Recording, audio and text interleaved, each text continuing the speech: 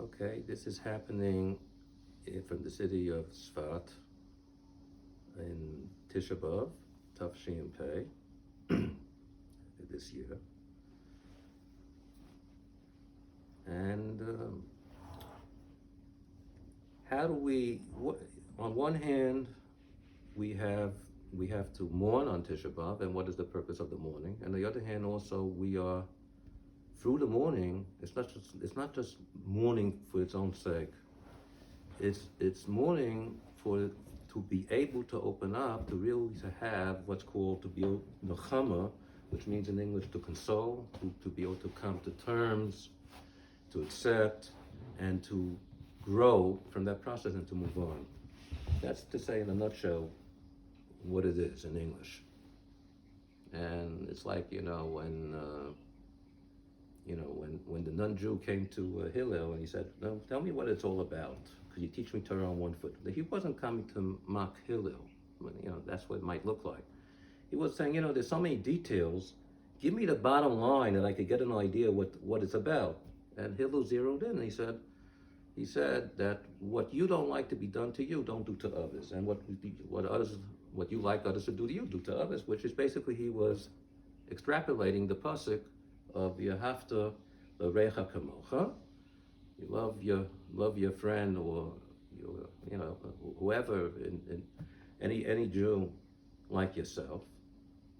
And the truth is, we'll see if we'll come out in this conversation or not. It doesn't. It's usually, even though it means Reyacha means Yisrael, but I would say, on a certain level, it includes any human being. On a certain level, even the non-Jews, because the Sof Kosof, nevertheless, they are Tzelem Elokim. We'll see if I'll go there or not. I don't even know what I'm going to talk about, and I'm just going to let it happen. So what he was saying, and then of course, many years later, Rabbi Akiva, Hillel was in the time of the Beis Hamikdash was still around, and he was the chief rabbi, as you call it, the Nasi. So many years later, you had Rabbi Akiva coming saying the same thing in a different wording. The hafta v'recha kamocha zeh klal gadol b'Torah. This is the biggest rule in the Torah. So that's basically, he's iterating what Hillel really told this non-Jew. And of course, what happened is, in the end, he became Jewish. He was mitgaya because he saw the beauty of what this is really. And what it is the Torah and HaKadosh Baruch Hu and Yisrael, because it's all one. It's three parts of one equation. What applies to one applies to the other. It's hidden, very, very hidden. And that aspect of being hidden and how much is it hidden, you could sum up. That's the story. That's part of what exile was about. What is that? What is really exile? To say for short, exile is that you cannot bring out your full potential. You have a potential. You could be who knows what. Everybody has greatness in them. Every human being has greatness, whether they know it or not. Every human being, even non-Jews. But it's hidden from them, and it's how to bring out that greatness that's what Torah really is going to tell you, and that's all very hidden, because that's the nature of Galut. Galut, that's what exile is. You won't be able to bring out your potential, your full potential. A little bit, whatever, but you can't, because that's the situation. We're in Galut, and that causes tremendous frustration for people especially who really want to grow, and even those which miss the point and they just live a materialistic life. That itself eats them up in the end, because what am I doing? What's it about? Because the soul, the neshama, will not settle just for olam hazeh, for this world, for what it is, what it has to offer it from, for its pleasures and so on. It's not going to settle for that, just for that alone. And we see it, when people say they see there's nothing there, it's a momentary, you have an enjoyment, but what are you taking with you? And it caused that frustration, causes them to break down, and many times they do tshuva, as we know.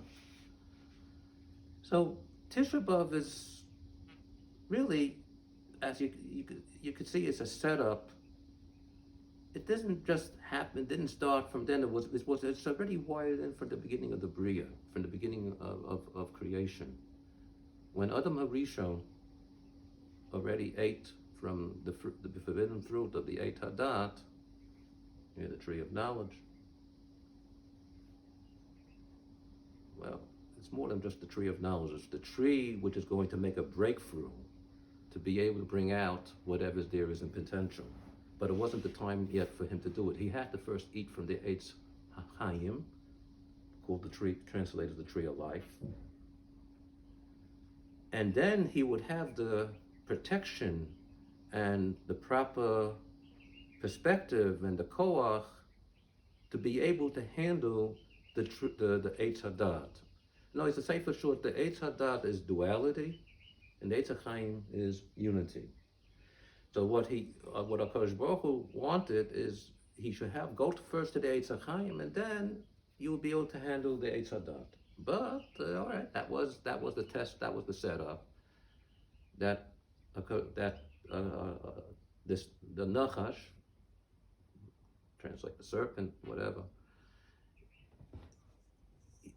That was his job, because who the serpent was, the serpent was just the outer extension of the serpent himself, really. That's really what you're talking about. He was the vessel for the serpent. So his job was to entice Adam and Chava to eat from the tree. Now, why do you need that? Because this is the whole point. It has to come from us, from Adam. If it doesn't come, if we don't make it happen, so you're not going.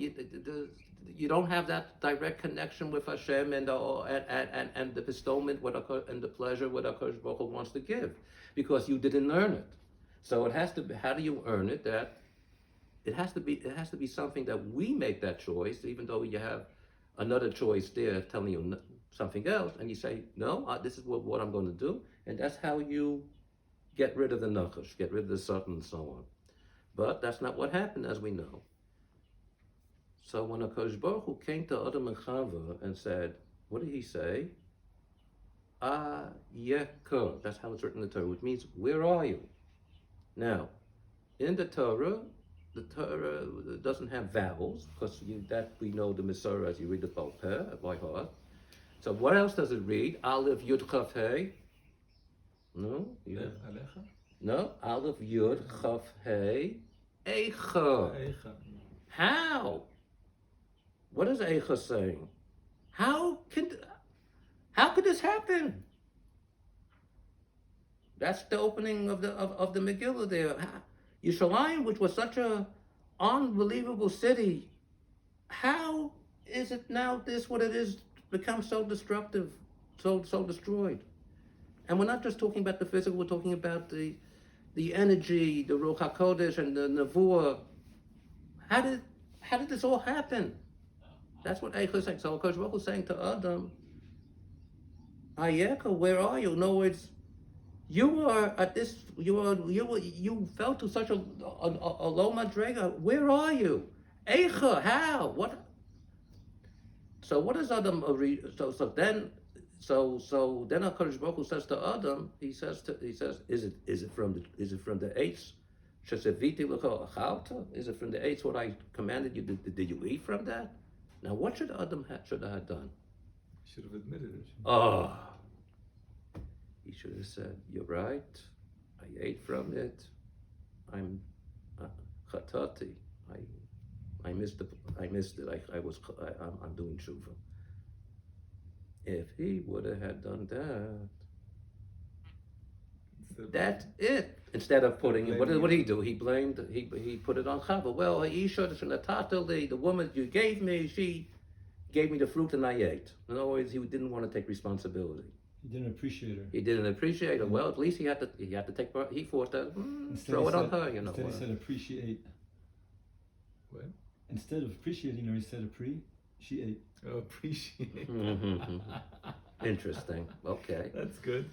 Rav Moshe, I wanted to ask, what is it for us in our generation to eat from the tree of life first? What would it be for All us? right, to we're do going to that? get to that. Thank you. It's good you're asking that question. So let me finish what I'm saying, and then we'll move on. Okay. So if Adam would have had accepted that, meaning he would take responsibility and do tshuva, since tshuva is created before the creation, as we know from tradition, from the Medrash. So of course, that would have been the tikkun. Wasn't that mean it would have been the tikkun? We would not have to go into, Adam would not be thrown out of the Gan Eden, and we would be born in Gan Eden, and we would go right to it. But why? So you're going to say, why am I to be blamed for what Adam did? Because we are all part of Adam. We are cells of Adam, ta'im, cells of Adam, and all the men are cells of Adam, and all the women are cells of Chava. That's really what it is. Is that a mixture in some people? Well, of course we have. Everybody has feminine and masculine aspects in them. Of course. Is it said that David and Melech had a female? Yeah, okay. We don't need to go into those details. It's not necessary. Okay. So anyway. I think. Sorry, Benjamin. Yeah. Anyway, so that would have been it. But since that's not what happened, so therefore that meant that all the root souls, all the souls which are part of Adam and Chava, they have to split off and become separate human beings and go through the process of working it out for 6,000 years. That's what it comes down to. In other words, the creation was 6 days. You had the sixth day Erev Shabbat, which is, as we say, that's your Elef Hashishi, the 6th millennium, and Adam was the Mashiach himself, really. That's who he was, because he was about what's the Mashiach? He's the one who's going to bring the tikkun for the whole bria. He's the one to do it for the. Don't forget, it wasn't Adam. Maybe you might call Adam as Adam, but you also had animals. You had plants, you had rocks, but you have to remember, on that level, Gan Eden is not the way we experience it in Olam Hazeh in this world today. The animals, if you want me to say it, the animals were on the level at that time in Gan Eden. They were on the level of what we are today as human beings. Wow. That's right. And plants, you might say, they were like animals, and rocks or domain inanimate was maybe like plants. I don't know. I mean, this is all relative, moving on the scale. Because I know Gan Eden is a whole nother level, which which is so above this physical world that if we would, like the Moshe Chaim Lassaltu, he points out, and it's really based on the Arizal, that the physicality of Adam Harishon before the Chet, Adam Harishon and Chava, before that initial sin, is more, relative to today, is more spiritual than our nishamot today. An incredible statement. Then you're going to ask them, but there was a tree, it was an eating. So you know what he says? The eating was eating, the tree was a tree, but not in the physical sense that we could imagine. But it's ratio. Everything is there, but on its level of Gan Eden. And then, of course, Adam and Chava did not grab the moment to do tshuva immediately on that moment, so everything like went into a black hole. It was sucked into a black hole. Which is the black hole? That's this world. And that's where physical time begins. You see? In other words, when we say the world, the creation is 5,780 years, that's for only counting from the time of when Adam and Rishon Adam and Chava were thrown out of Gan Eden into this world, into physicality. So what's in those 6 days is a whole nother, is something else. And that answers a lot of interesting questions. I'm not going to go into that now. Because that will explain, that's already an opening to explain how the scientists are seeing that creation is billions of years old, I think 13 billion years or something. But it's not, that's a different conversation. But it's really one thing from two different perspectives, which I'll could talk about that. We'll see what happens. I don't know. I don't know if I could bring it in today. But I'm just letting you know, that's what it is. Okay. So now our world is a black hole. Our world is a black hole relative to what Gan Eden is. So how does Tisha B'Av fit in? Okay. Well, that's the exile. The exile started right then and there. Adam doesn't belong. We don't belong here, really, in that sense.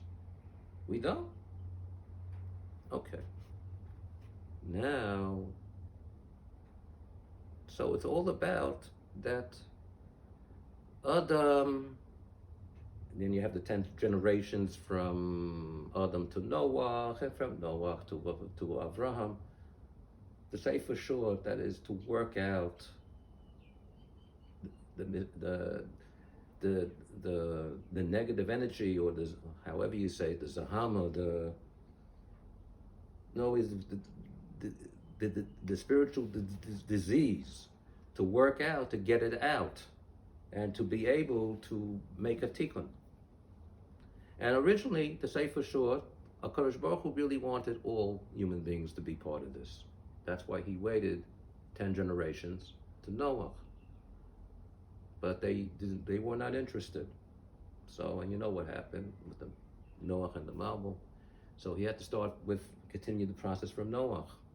And you had, Noah, Shem, Cham, V'Yefes, which basically was the bottom line of the cultures of the world. And they also were not interested. Basically, they weren't interested because they wanted the pleasures, the physical pleasures, what the world is offering them, and said, what do we need God for? I mean, we could do it. Well, we're not interested.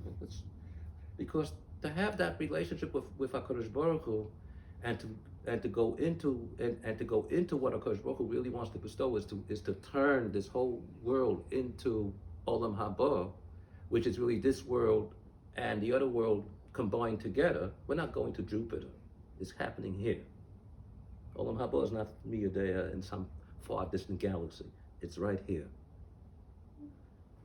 How do I know that? I mean, first of all, that makes it that you could say it even just from simple logic, but the Sefer Haba here, which is written by one of the colleagues or rabbis of Rabbi Akiva. What does he say? Sefer Haba here, he says, Lama Nikra Shemo Olam Haba. Why is it called Olam Haba? This is a beautiful meditation. Bifnei Shuhu Olam Shekva Ba. It's the world. Why is it called Olam Haba? So we translate the incoming world, Haba. Also, when someone comes to your house, in Hebrew you say, Baruch Haba. Thank you. You're here. You're welcome. Haba means you're here. You already came. That's really the word. It comes from the word in Hebrew. Ba is come. Ba, you're expressing you came. So why is it called Olam Haba? Not that the world which will come, or future world, or it's incoming now. That's true. It's also incoming, but it already came. That's what it says. It's here. It's here, right here. But because of the whole chet and everything else, it's blocked. So we can't really get out, really enjoy the Olam Hazeh on the Olam Haba level, because we don't have those kelim in the world. Those vessels are not here yet. We have to refine them. That's what it's about. And then it's going to all refine, and that's going to all turn into Olam Haba. Yeah, that's why Tchiyat HaMeitim is so important in this process, because our bodies is part of this. We have to come back to this body. Also is going to be integrated within the Neshama to be able to partake in the Olam Haba. So Kol Zman, the whole time, this doesn't really happen to doesn't happen, or it's not on the way to happen in a direct sense, that's called exile. Now, what exile really is, HaKadosh Baruch Hu created a backup system. This is a very big deal. What's the backup system? The backup system is, well, what happens if creation and we don't want to do it? And which actually, that's what has been happening from the beginning. It's happened with Noah. It's happening from Noah, it's happening We don't with, wanna do and, what? yeah. We don't wanna do tikkun anymore. Yeah. Well, why did HaKadosh Baruch Hu take Avraham? That's why he had to split humanity to say, okay, you have the rest of humanity is going to do this. They only have the responsibility of the 7 Noachides, and right, and you and your children, Avraham will do the tikkun for. That's Klal Yisrael, because we have to do the tikkun. In other words, we have the responsibility, and the non-Jews are going to be. They need to do the Sheva Mitzvot in order they could be recipients of that tikkun. These are everything. Every half a sentence I'm saying or sentence is really a subject matter of itself. But I want to tie things together. Okay, so. I still have my question. The rabbis, can I ask it? We just get question. Yeah, the rabbi mentioned that really Adam Rishon, he was supposed to eat from the Eitz Hadas, but he was supposed to eat from the Eitz HaChaim first. Right. What would it be for us to do this? That's How do we eat from the Eitz HaChaim? That's what the Torah is about, really. The Torah is Eitz HaChaim. It is Eitz Chaim relative to everything else. So what does it mean? We're eating from the Torah first, and then we're going to do. Well, how do you do that? What? Then we're going to bring things into Well, unification. okay, you're going ahead. You're going ahead of me. Okay. No, I'm asking. Yeah. Okay. For well, us in our It's practical about lives. Teshuva. you're gonna It's get to about that. others. We're gonna get to that. Yeah. Okay. How much do I have? More than What a half time is hour. it? 5 to 6. More So you than got half an hour. Okay. So, this is what HaKadosh Baruch Hu's doing. He has a backup system. That the backup system is, yeah, you have a choice. And he implanted this through Avraham, Yitzchak, and Yaakov, and down to Klal Yisrael with Matan Torah, the receiving the Torah, and on. This is basically what HaKadosh Baruch Hu said, and that's Parshas Bachokukatai. If you keep the mitzvot and you do what you're supposed to do, and you're keeping and you have your proper respect bein Adam l'chaveiro and so on, you'll be able to do the tikkun much faster, less pain, no pain involved, or very little, mahamtaka, in a sweetened way. Mm. But if you don't do the mitzvah, then there's going to come all the suffering. So what is that? What HaKadosh Baruch Hu is reflecting his muscle? No, that's not what it's about. You're going to get the tikkun, because you have really, in the end of the day, you have no choice, because this is what it is. But it means you're going to have to go do it in a painful way. Now, okay. But even that, on a deeper level, is also kaviyachol. What means kaviyachol? This is it's a deep secret, and it's not. I cannot go into it too much because the time doesn't allow it. But I'm going to say a little bit of it.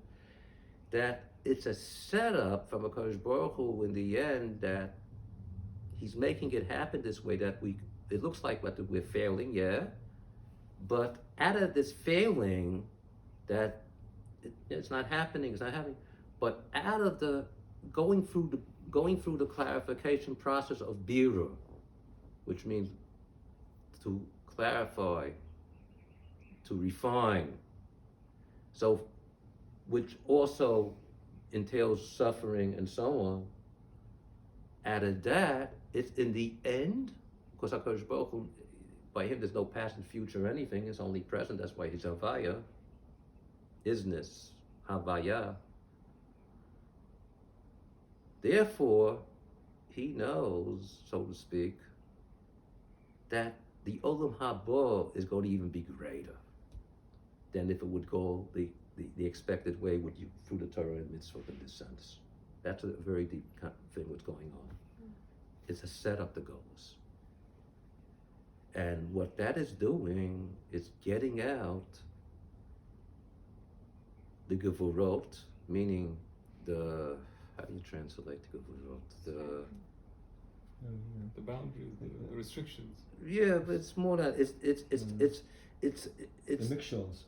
no, it's energy, which is full of motion, you know, like I could say. And then you have what's the more quiet energy, which is more quieter, and everything works with for the balance of these two types of energies, chasadim and gevurot. And being that it's the ones which bring out these gevurot more to the open are the people which rebel, which don't want to do it. They want to just do it for, you know. So what happens is they're bringing out these gevurot. So what happens on one hand, you're creating element of fire, which is going to come, which is going to cause the suffering. But on the other hand, but yet, where does joy come from? Joy really is the root of gevurot, which is nimtak, which means which is sweetened through its counterpart of chasadim, and that's what makes the joy.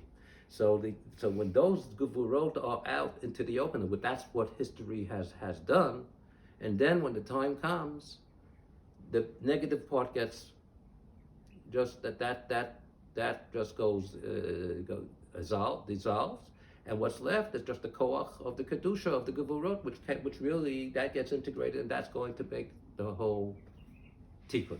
Yeah, it's like Al Naharos next to Shir Hamalos.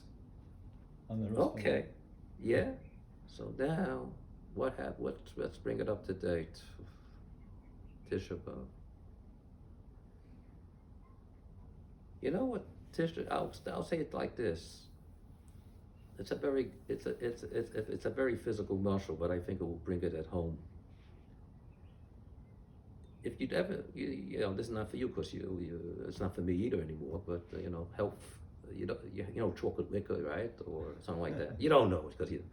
So chocolate liquor, right? What gives it really the taste? If it would just be without the alcohol, if you take out the alcohol from chocolate liquor, it's just sweet.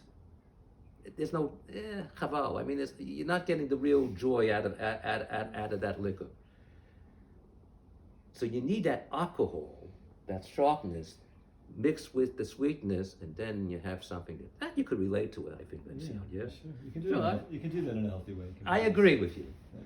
But this Yeah, is I'm just using this muscle for what's available, which I think Sure. could be understood. Tisha B'av is the alcohol. And the whole year round is just like the sweet chocolate. But I know Judaism without Yahadut, Torah without Tisha B'av is like taking out taking out the joy, the real joy, what's really here. That's maybe the. You need Tisha B'av to feel the joy. Is that what you're saying? Say You it. need Tisha B'av to feel the joy. Yeah, there is. In other words, we know that the more you see, this want really more, goes in, let's this take goes away into the from law of opposites. We would not have light. We couldn't appreciate light, and we wouldn't have light if there would be no such thing as darkness. If it would only be darkness, you wouldn't know what light is. If there would only be death, you won't know what life is. If there's only life, you don't know what death is.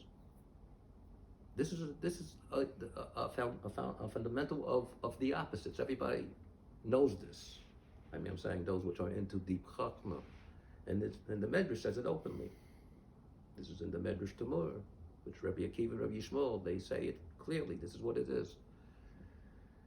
And so therefore, like, you need that's the opposite effect of of what you might say the greatest joy, in order that joy could even be there to begin with, because they all come from the same place.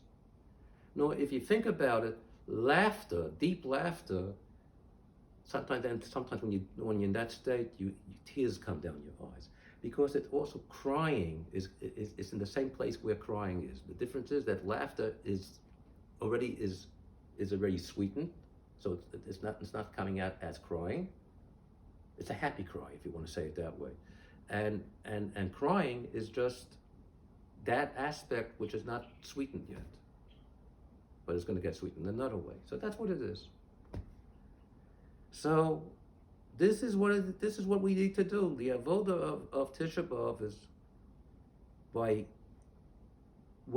it's the one day of the year, and it's in a certain sense even greater than Yom Kippur, and it's a great preparation for the Yom Kippur, because the first thing we have to accept, whatever HaKadosh Baruch Hu's doing, and it's horrible, it's horrible, it feels horrible, but we have to go into a state of consciousness that it's not just that alone. It's what this is creating is so much greater, and we're just looking at that little piece, and that's why we say it's horrible. It's true. It's painful. Pain is real. But through this process, that when we process this and we realize, yes, chatanu, we brought it upon ourselves. We have to take on that responsibility, like Adam, Rishon, and Chava originally did. So that's what Tisha B'Av is, that we take on that responsibility. And by doing that, we are already creating the vessel that we could have the Geula. You mean collective responsibility for the sins of the people Well, in of the us. time of... Well, it goes for ourselves too. It goes ourselves too, because they say, okay, what happened in the past? What does it have to do with us, right? The base that we're here for over 1900 years without a Beit HaMikdash. What's going on? Why are we celebrating Tisha B'Av every year? The answer is the Yishalmi already tells you this answer. I think it's the Yishalmi in Brachot says that if any generation which wasn't able to rebuild the Beis HaMikdash is already, that means that it's already that we had destroyed it. So we're not better than our ancestors in that sense.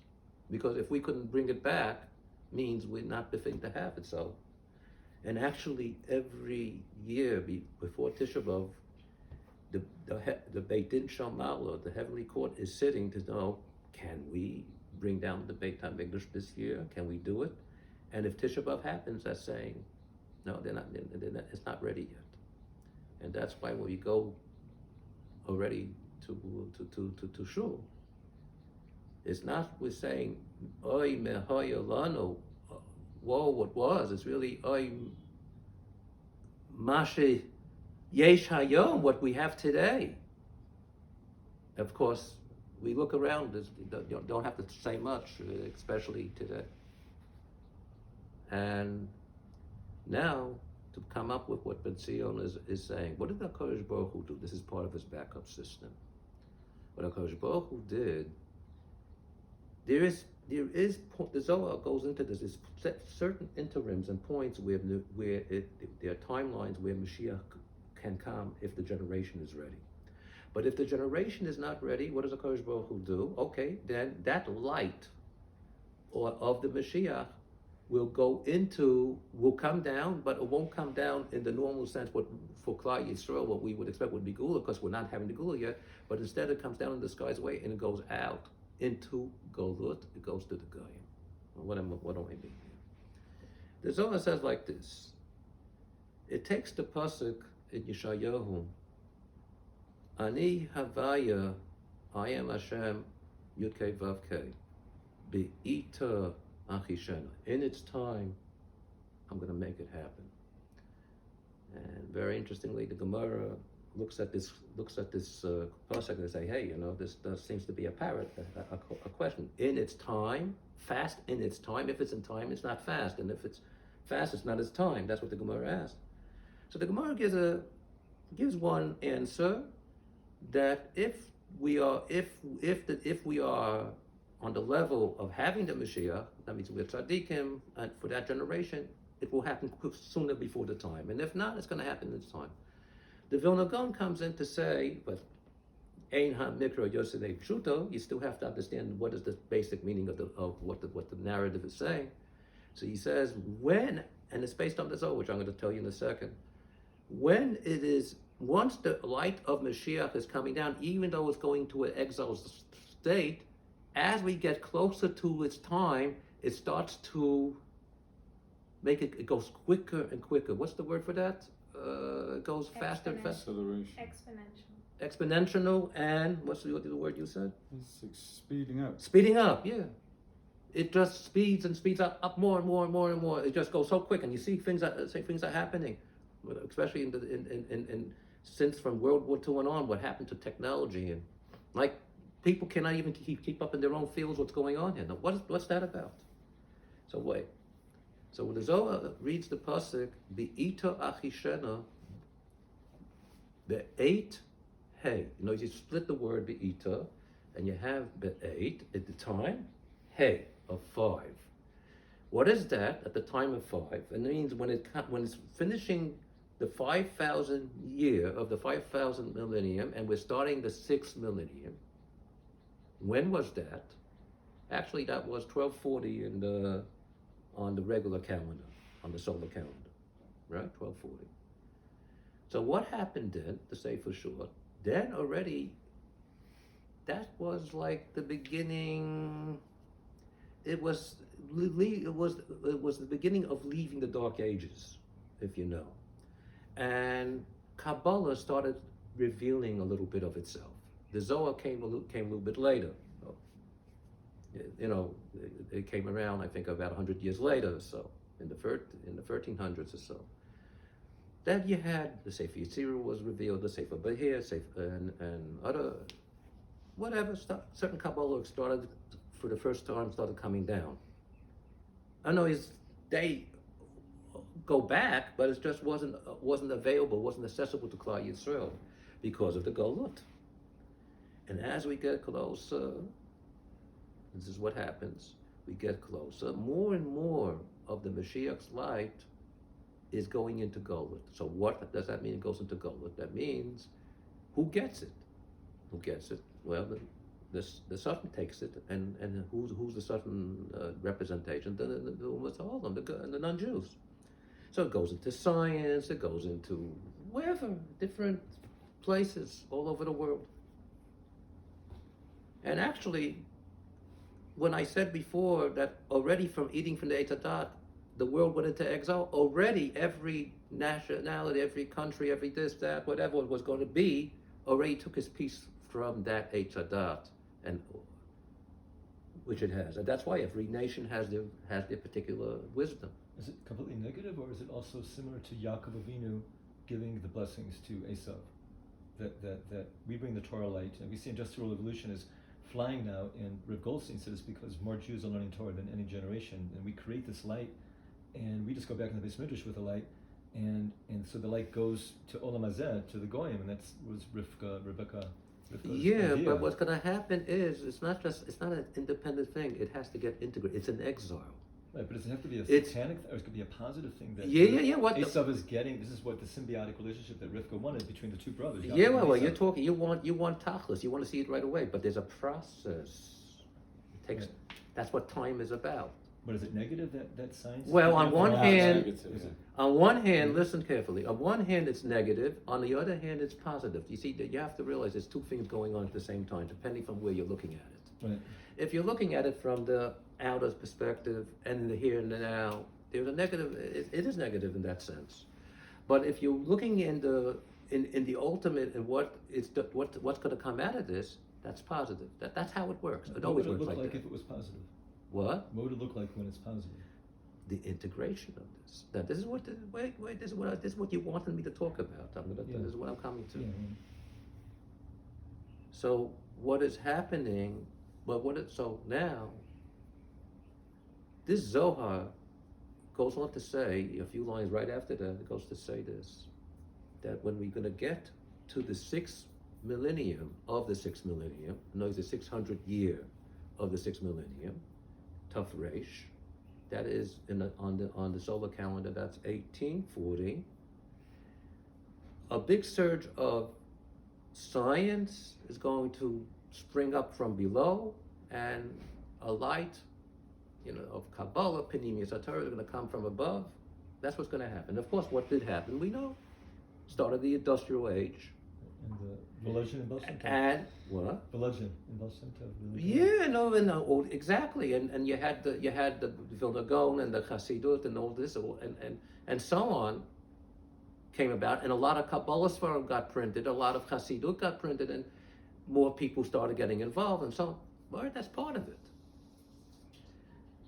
The Vilna Gaon, and so this really was one of the very pivotal points of this book.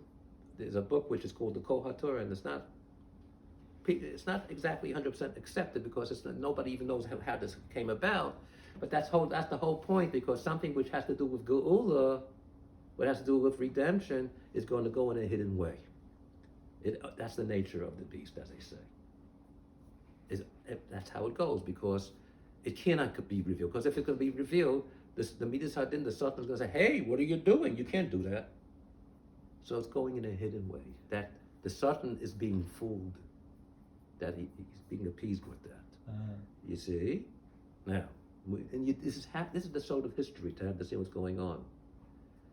Now, the success of the Industrial Revolution, though, is coming first. It's the Vilna Gaon and Volozhin, Jews coming together. That's bringing this light. No, it's happening on its own. That's causing the light. It's happening on its own.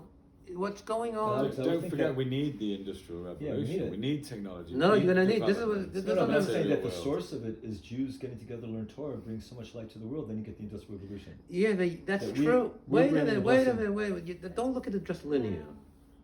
Don't look at it just linear. Linear? Yeah, that's what you're doing. But But that's you the shouldn't do that. The blessing comes from the Jews coming together to learn Torah. Okay, Zenachon, that's true. But there's a bigger picture going on here, because HaKadosh Baruch Hu is making the blessing happening, coming out through the Goyim to come back to us, that it becomes integrated. I don't know if you understand what I'm saying, but I'm going to Integrated in a way explain that. we can learn Torah better because of science, technology. Rega, let me talk, okay? It's not. It's not just linear. What is happening is it's a consciousness. And this is what you wanted me, I should even talk about, my own experience. Yeah. Because what the Vilna Gaon says there, what he saw in this Zohar, he said what is happening is, what has to happen, and he instructed his close disciples to do this, but it didn't. Now watch this. When the Vilna Gaon is speaking about this, what he's instructing his disciples, it's important to get involved, what they call it, the 7 wisdoms, the Sheva Chachmot. These are secular wisdoms, whatever they are, mathematics and science and, I cannot name them, all the different wisdoms, right, and so on. And why? Because it's going to be needed to be able to open up Torah in a very, very profound way if that's not there. And he's talking about the Kabbalah in particular, particularly the Kabbalah. Because for the Gemara, you don't really need that so much, very little. It's the Kabbalah what you need for. Why? Because the Kabbalah is speaking completely abstract. And the only way you can understand something, if you could have Physical mashal. a representation here in this world, and what that you could refer to it. Otherwise, you don't really understand it. Like a building block. A building also as such. I'll give you an example. For me, let's say, which for me, one of the big things which opened for me up the Kabbalah is holography. What? Holography. Hologram? What is holography? Hologram? Hologram, yeah. Oh. All right, so I have to explain very, very short what that is for anybody who doesn't know. Holography, Yeah, is that you're able with a laser beam, you direct one laser beam, it splits and it comes around, and one laser beam goes directly to whatever you want to record, to what you're trying to film, and the other laser beam comes around to be a background, so the 2 laser beams meet together because it takes on the image of what you're trying to image to write the film, and you got it. You have it on a piece of glass or plastic. But now, when you look at it, all you see is concentric circles. What? Why? Because what you're looking at now is you're looking at the dead body, so to speak, of what really needs to be here. So now, when you put it into sunlight, because that's what this is waves of the light. You put it into sunlight or into proper lamplight, you're mechaya meitim, meaning you just brought up, you made it come alive. Suddenly what was dead on the glass turned into a three-dimensional image. It's not just you're seeing a three-dimensional image sterile. You could move it around and see it from here, from there. And if you haven't Wow. played with the hologram, you know what I'm talking about. Wow. Yeah, that's big. That itself is a Torah of itself. But what I want to get to for a sec momentarily, what I want to say, if you take a piece of this hologram and you break it off, you get a little hole. You get a little. A little of the same image. Not a part, but the whole image, A miniature. a miniature. That's Torah. A piece of Torah's infinity. Yeah, very good. Very good. That's Rav Goldstein. He did Oh, a little piece of Torah. Okay, Rega, let me talk. You want to Yeah, hear no, me? of course, let me talk. Okay. I'm just mentioning. Yeah, Beseda. Because we don't have a lot of time. So, this is, for an example, when I was looking at the Rashash, which is Rabbi Shalom Sharabi, who he takes the Holy Arizal and he turns it into such detailed structure. I remember when I was originally learning this, I said, "What do you need this for? Why can't you just settle for one structure? How normally you would look at it, and that's one hierarchy. What do you need like all this details, or every detail is giving you the whole thing?" I knew I wouldn't get an answer from the normal Kabbalist, but as soon as when I met holography, I said, I understand now. Because what that is, that allows for our personal identity. You're here, you're here, you're here, you're here. Even though we are also gigulim. I know it's, how do you say gigulim? No, it's trying to Reincarnation. reincarnations from past lives, but we are not exactly the same person who we were in that lifetime. We're an extension of that person. The Ari says this openly. We're an extension. And what is that? You're breaking the hologram. You're taking a part of the hand. You're taking the hand of the original hologram, and you get again a whole structure. So we're fragments of Adam. We're fragments of Adam. Fragments. That's So the it's, original hologram. now you understand what we going back. How are we all Adam. Adam? Because Wow. relative to Adam, we're that cell of whatever part of the organ of that particular organ we come from. But relative to ourselves, we're whole. And actually, to give you just before I go to that, so to be able, to allow time to be, space and time to be in a linear fashion, that you have a day, and you have from a day, 7 days make a week, and 4 weeks make a month, and years, and so. So how does this work? It works because really, relatively, any moment you focus on, that has its own whole structure of a whole. It's a fragment of the greater hologram. So it's holograms within holograms, or fractals within fractals, if you want to use that. That's also part of the thing.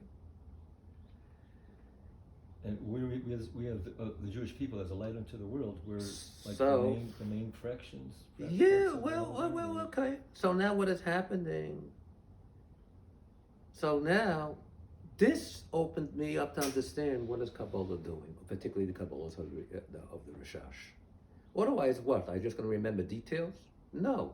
It becomes alive because I understand that no two details are, even though each one has the whole onto itself, but in relative to the greater whole, not one is exactly alike. Because if it would be exactly alike, it wouldn't be here.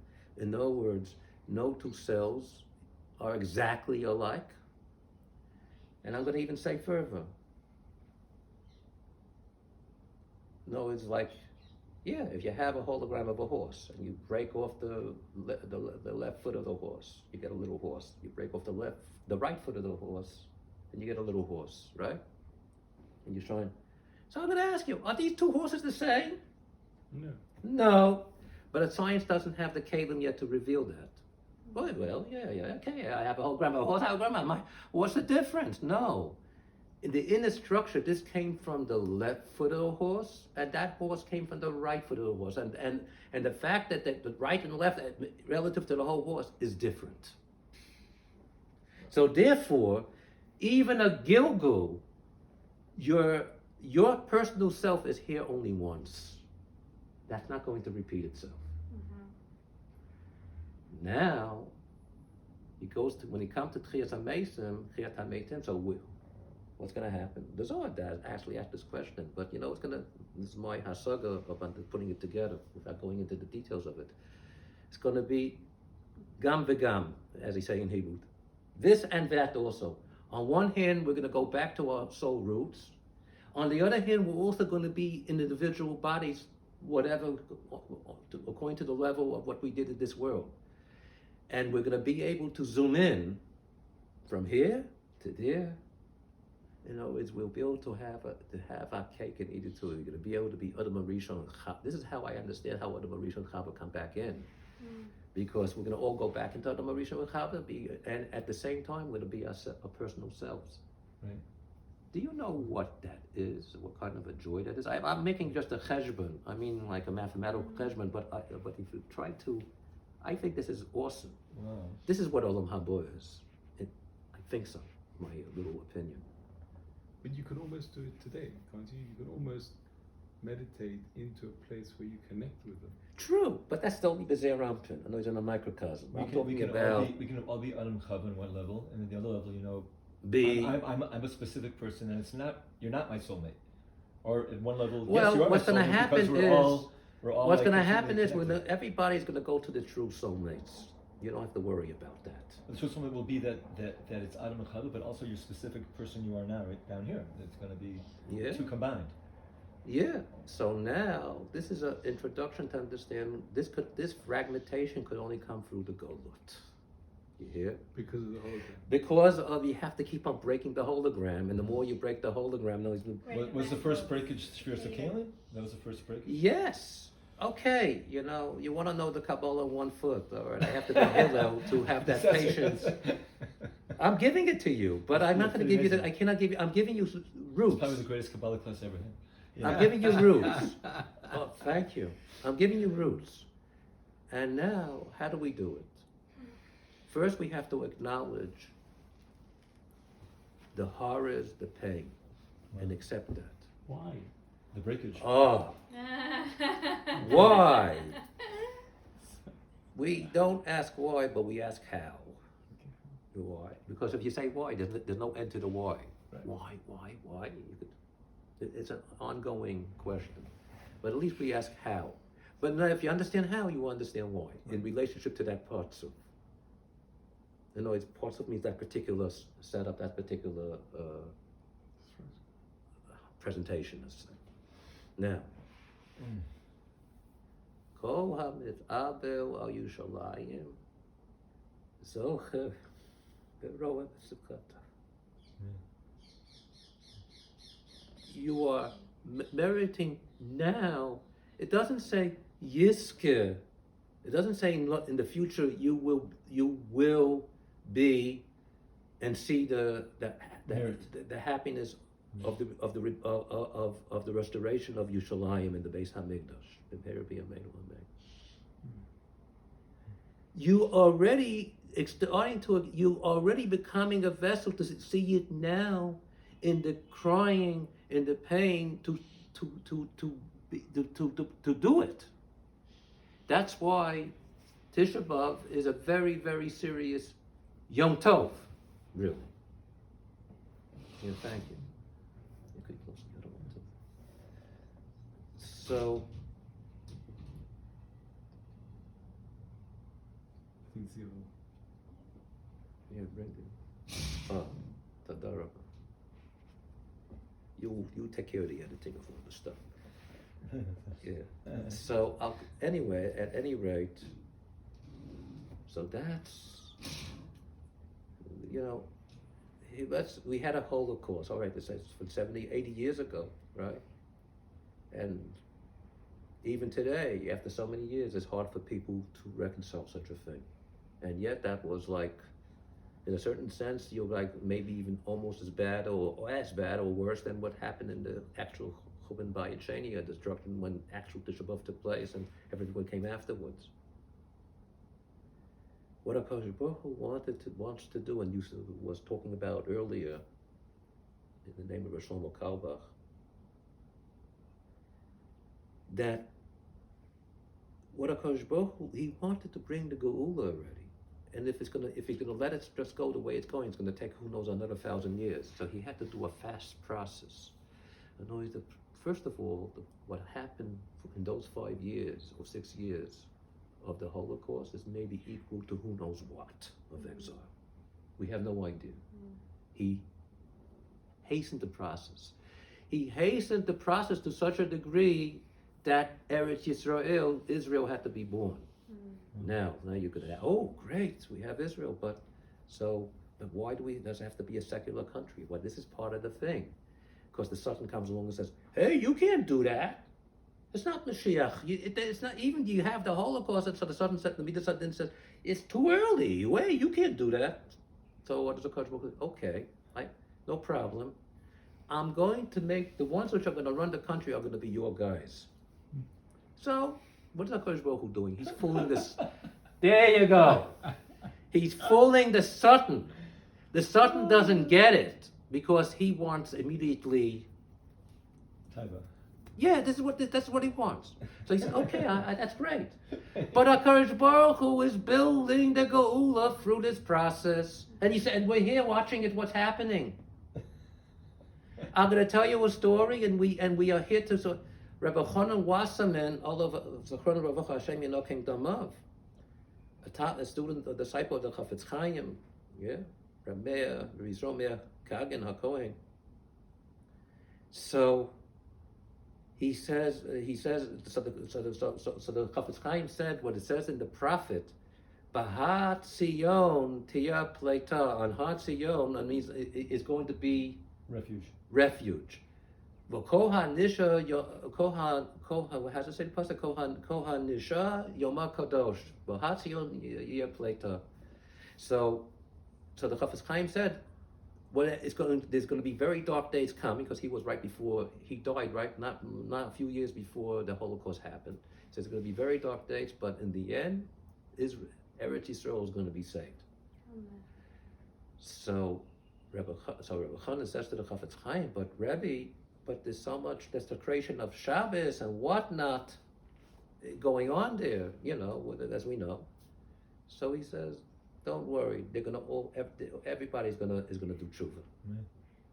It's all to come together. That's what he told him. Who had to? That's a Ruach HaKodesh. I mean, before anything, who? And I read this, I see we're living it today. And what I said over before, when I said it to you, Ben Sim, but I want to share this with everybody. Rabbi Chonon, I mentioned his name, Rabbi Chonon Wasserman. He's known in the yeshivas for his Torah. It's unbelievable. And he went to America to raise money for his yeshiva, and the war broke out. He even said a shir in Yeshiva University. He was there, and actually he was offered he should stay there and don't go back, especially now with the war. He said, no, I can't do that. I have my sheep, my son, they're going to die and I'm going to be alive? No, I have to go with them. This is what he said, and then he meant it. And then he went back, and the Nazis come in. He was in the middle of his shir, of his lecture, and he says very calmly, right now we are tzon kodshim, means we are holy sheep. We're going on the Mizbeach. Do not have a machshava pigul. Do not have a bad thought in your mind, because we are going to be the kapara. We're going to breathe the life for our brothers and sisters outside of in the other countries, in the free lands. This is what he said, and that's exactly what happened.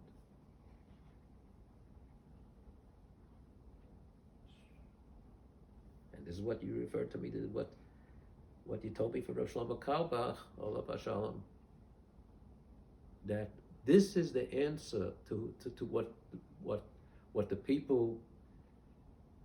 What's the answer to the Holocaust? I mean, it's not the only answer, but to take this suffering and what out from it, what grows something new and great, and which is these last 70 years of what we're seeing here. They prayed for life, and Yeah. we are that answer. Now, take a look, right? Tough. I want to tell you something. Do you have a Megillus Rus here? Yeah, I've got the. Yeah, just give me Rus, any. Max here. I want to read you this passage. I've got the actual the scroll. Yeah, I just need to. Megillah Ruth, no, I don't. Tanakh might be. Is it in Tanakh? Yes, in Tanakh. I know which. You have one. And you have one in the yeah, Stone yeah. Commission. You have one in there. Yeah. No, At the back of this. all right. The back of, right at the back, the 5 Megillot. 5 Megillus in the back. Yeah.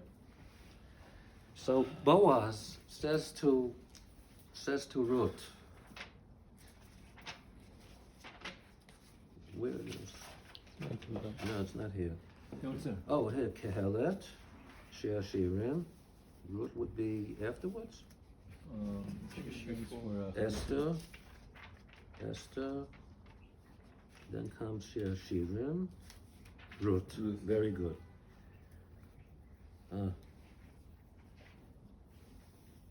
So Boaz says to Ruth, when Ruth came, when Naomi sent Ruth to go to Boaz that night, Yeah. and that was not a simple thing for Ruth to do. Right. She says, "Go to Boaz." Right, he's right now he sleeps in his barn over here Yeah. to take care of the grain.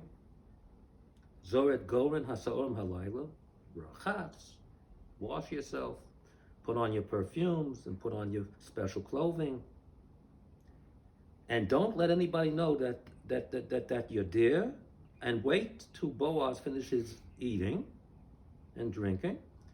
Then you should know where he goes to sleep, and then later come and sleep near him. You know, that's what you know the story. And Boaz will tell you what to do. And she does that. And of course, he wakes up in the middle of the night and he's scared. You know, he sees a woman who are you? He thought it was a Shindalot or something. And of course, she says who she is, and then of course he recognizes her voice and so on. He knows it's Ruth. And she says to him, "Vayoma miyat, vatome anochi Ruth amotecha. I am Ruth, your servant. Uparasta konafecho amot. You are the girl." Because this is going to be the pregnation of the seed of Mashiach, of David HaMelech. Now, I'm not interested in that pasuk. I want to read the next pasuk. So, what does he say? Not really, two psukim further. So he says, "Lini halayla, stay here for the night. V'hoya b'boker, in the morning, im yigol lech tov." His boss says to Ruth, "Well, there's somebody before me to take you to marry you." So he has to agree first. If he doesn't, I'm in line next. That's what Boaz said. So be here for the night. Im yigolech tov yigoel. Im lo yachbos legolech. But if he doesn't want to redeem you, anochi, I will. Chai havaya, chai Adonai shechvi ad haboker. He says he swears in the name of Hashem, sleep here to the morning. And then, of course, she goes away early, and that's it. So the Zohar says on this, actually, there's a commentary which is not very well known, which is one we don't even know from who it's from. It's based on the Arizal for sure. And he says this in this summation. He says it's an unbelievable thing. So he says, we know that the whole story that Lila represents Golas. Golas. So he's saying, Lina halayla, be into you right now at night, be in the Golut. When it comes morning for the Geula, if the guy is going to take you, that means if you have a schut, you have merit, you'll be able to be nigal tov. If not, if you don't have the merit, and even if there's no tshuva, I will do it. His Boaz is saying in the name of God, Go'altich, I will redeem you. Go'altich anochi chai Hashem, shichvi ad haboker. Now, watch this. Chai Hashem. So he says over there that Chai, we know in Kabbalah means the Yesod, which is the sphere which is mashpia, meaning giving, right? To be able to give to its malchut, it's to be able to manifest. That's Yesod, and that's Chai. Hashem in Kabbalah many times means Teferet, Yud-Kei Vav-Kei. Then he tells her, Shikvi ad haboker, wait, sleep here till the morning. Now, if you take the gematria, Shikvi ad haboker, you're going to see an amazing thing. No, it's really what you do is you take Shikvi ad boker, take out the hay. If you add all that up, you're going to get 708. And the hay is Elif, this Elif. Hey, Tuf, Shin, Ches. 5, which is 5,708. What happened in 5,708? Medinas Yisrael was born. 72 years. Except from now, 72 years. No, ago, yeah. Yeah, from this year. Now that's very important. That's why things are happening this now. 72 years is a big deal. Yeah. 1948. And even the date of when it happened, what the date of what is Hey comes out in the Omer, Yesod, which is Chai, Shepet Teferet. Yesod Shepet Teferet. There you go. That's here you go. Yesod Shepet Teferet. Chai Hashem. Wow. And it's telling you the date. It's telling you that that's already Hey because that's when it comes out, right? The 5th day of Iyar. And it's okay.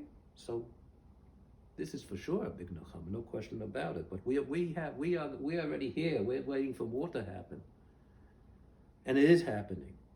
And now I'm going to say this. And how much time I have? Till 7? Whatever. No, keep going. We have to Keep do going. 7:15. Okay. What time is it now? It's 20 to 7. So what HaKadosh Baruch Hu's doing now, I'm going to bring in some current events over here. Since this is not concerning America, but what goes on in America also concerns the whole world. Since from the time President Trump came into office, I already saw in this, HaKadosh Baruch Hu is already beginning the process of the redemption. He's starting it. You're going to ask me, Ma Pirush? What's going on here? Yeah, I mean, this itself deserves Purim on its own. But I'll try to. But my thing is to condense. To try to give the essence of it. And I hope that it will be done. And it will be understood. You see, who is Trump really? Trump is the Tov Sheba Esav. Yeah, Esav. That's America, or Western Europe, and so on. Is Esav, but Esav has different parts. There's the bad part of Esav, and there's the good part of Esav. America is the good part of Esav. Why? Because they were the first ones to bring out such a thing that a person has a right to liberty. Freedom is a God right. It doesn't belong to anybody. And that's a big nitzas of kedusha there. And you know when the Declaration of Independence was written in that year, July 4th? You could look it up on the calendar, July 4th, 1776. It came out that year, Shavasa B'Tammuz. Wow. Wow. What does that Really? tell? What does that tell you? What's that? 17th of The Tammuz. 17th of Tammuz. Ah. What the Jews are fasting on the beginning of the Golut. So already HaKadosh Baruch Hu is planting the seeds of Geula through America, of course. And Rav Chaim Volozhin, who was alive at that time, he saw in this that this is going to be the last Golut before the Mashiach comes. If when America is on its way out, or whatever it is, this whole business, that's where Trump comes in, you know that there's not going to be another Golus after that. Right.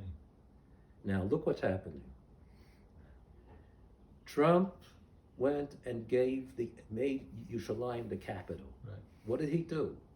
He basically, when Esav met Yaakov, I'm talking about after the whole thing when Yaakov came back from Lavan. This is in my eyes, this sun.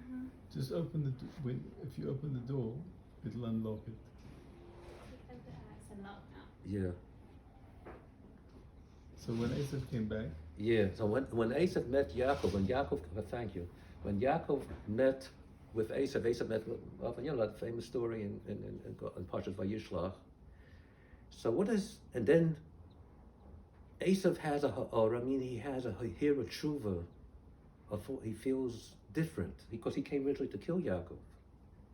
He was really angry, this is many years. yeah. And instead he goes over and kisses Yaakov. And he says, Achi, Yehi lach asher lach. And Yaakov wanted to give him all, he prepared all the sheep and the cattle and whatnot to give to Esav. And Esav didn't want it. He said, Achi, Yehi lach asher lach. What does Rashi say there? Rashi says, Kan hu hoda ala brachot. Already that means Esav admitted that the brachos belonged to Yaakov. Very nice. Well, it's not over yet. Now, if there was one person which was not there, and Yaakov Avinu hid her in a box. Who was that? Dinah. Dina. Why did he? Well, he did it because he was He didn't afraid want her that to- he didn't want that Esav should Deny her. take her.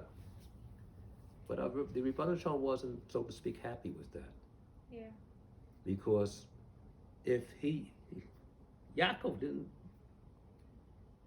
didn't whatever he didn't discern this, but if Esav already had that Hira he would have married Dinah. That would have been it. Yeah. It would have been that would be a tikkun, because he would bring him back with Tov. And you know what that means? Because Esav really is also an Av. It's not just 3 others. There's something incongruent here. You have 4 matriarchs, that's right. 4 Mimot, and 3 others. Wait, something is wrong. Yeah. No.